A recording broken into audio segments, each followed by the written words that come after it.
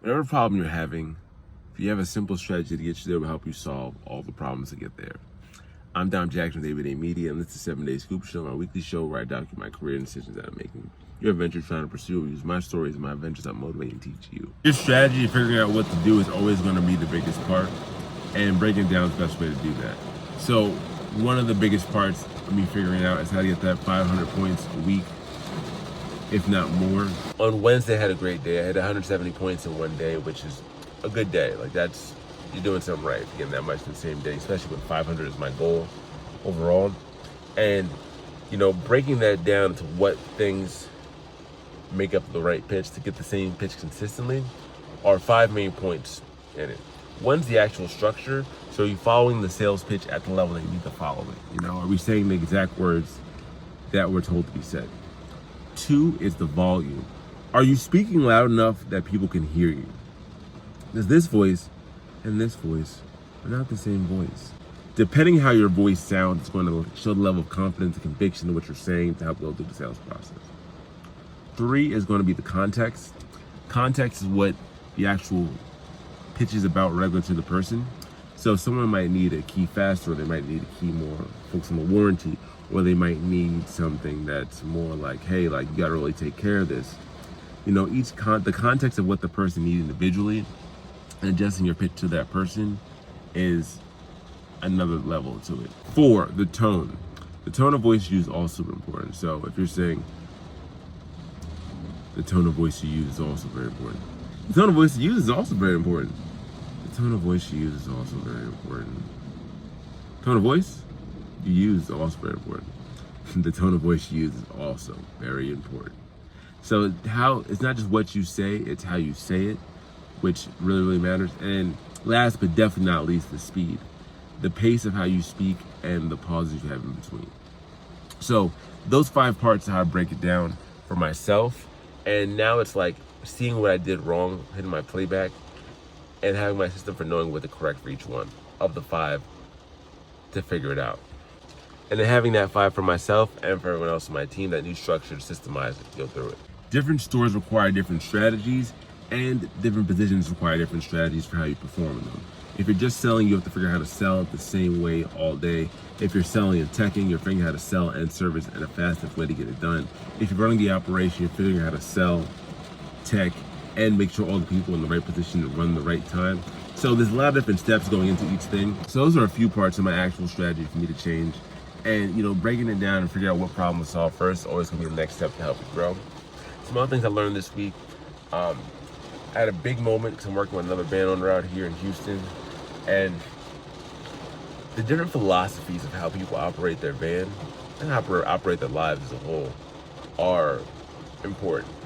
So now that I've done this more, I have things that I keep for myself that, like, I value this.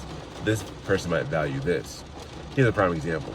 I went to Oklahoma last year, a couple months after being in the business. And I had a certain point where, like, I was taking care of some keys to somebody. And the keys weren't very expensive. And they were actually our least expensive keys. And I went through 2 other keys doing it. And the owner of that van was like, hey, bro, like, you shouldn't let them keys go. You should just drop them.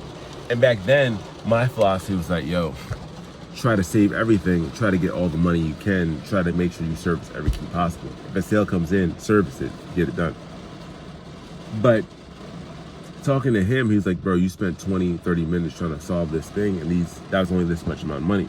You could have sold someone else in that time and returned that one, have a good day, and kept it pushing.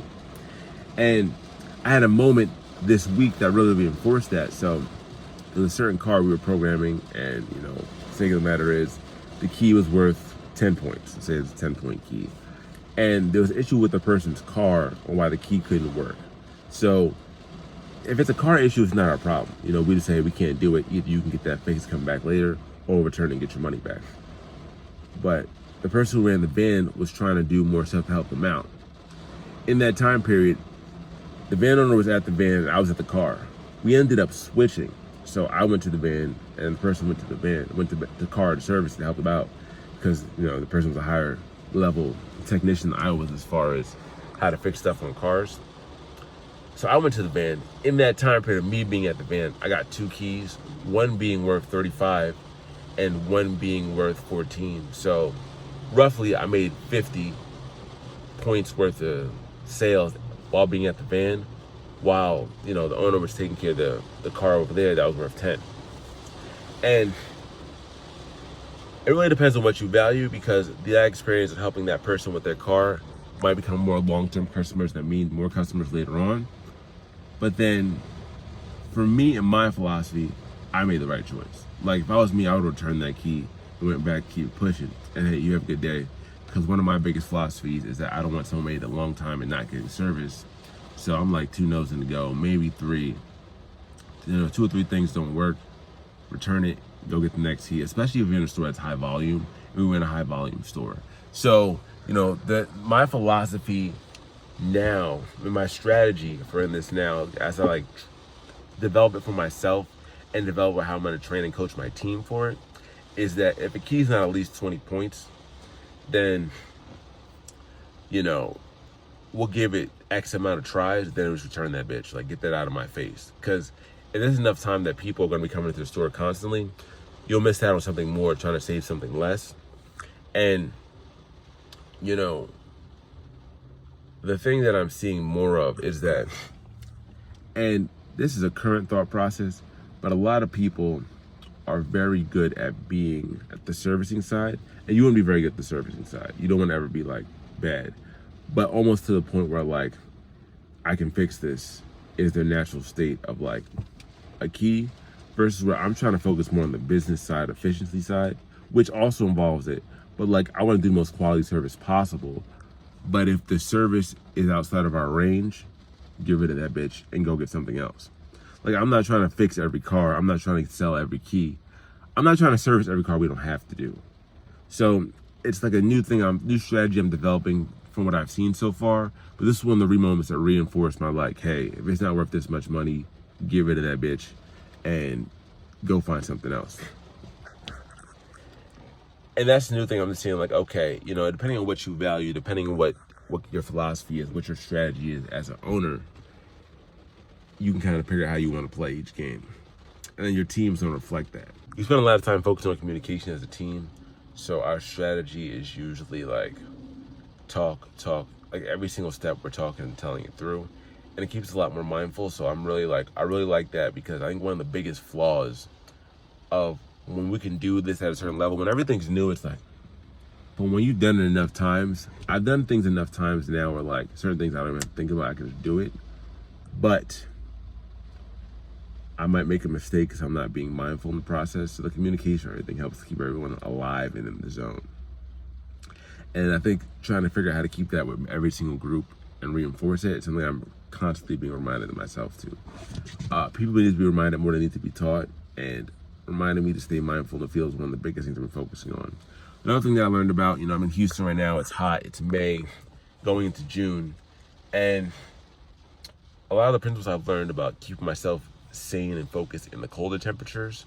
You know, I set a 15-minute timer, like lock in for 15 minutes, stay in it, then like take 5 minutes and kind of like 15 again, stay in it, and then 5 minutes, and at least knowing that I have a timer on kind of keeps me in the same place. So the strategy of how to survive a longer bout of time where you have maybe not the most advantageous things around you helps keep me in the place as well. So overall, you know, figuring out your strategy for what you want to do, breaking it down to different parts, and then finding your system for each part will help you get there. So, you know, like I said earlier, the 3 parts for me getting my brand currently are: 1, being able to hit at least 500 points in sales every single week, every store, every position. So I'm just consistently, and then figure out what things stop me from getting that 500 every single week. 2, being able to train people consistently and have them perform when I'm performing, which is kind of like a subset of 1 because that still works together. And 3, hitting that qualified week and get to the next step. And, you know, the process and steps and systems and decisions I'm making to get there.